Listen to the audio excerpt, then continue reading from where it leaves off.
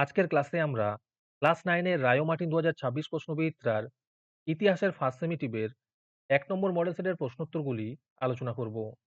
বিভাগ ক এর মধ্যে আছে সঠিক উত্তরটি নির্বাচন করে লেখো।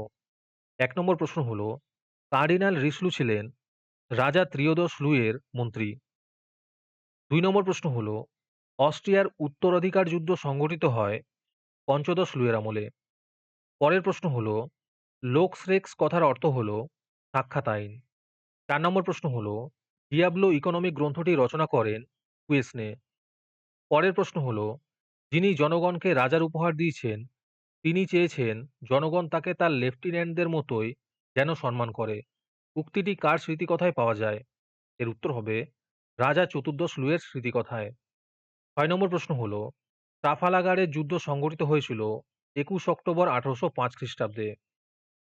পরের প্রশ্ন হলো নেপোলিয়ন জার্মানির সিংহাসনে বসিয়েছিলেন ভাই জেরোমকে।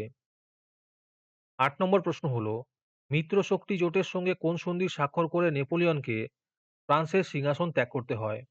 এর উত্তর হবে ফন্টেনব্লুড সন্ধি।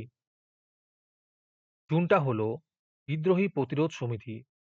পরের প্রশ্ন হলো ডাইরেক্টরির শাসন ব্যবস্থা ছিল প্রজাতান্ত্রিক। তারপরে বিভাগ ক্ষয়ের মধ্যে আছে সম্পূর্ণ বাক্যে উত্তর দাও।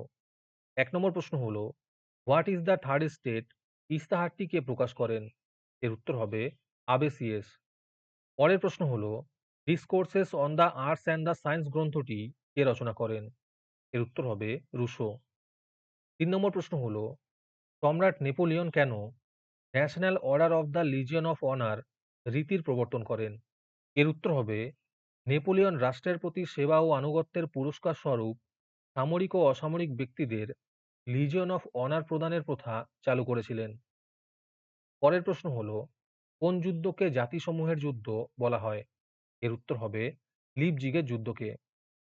তারপরে আছে সত্য অথবা মিথ্যা নির্বাচন করো।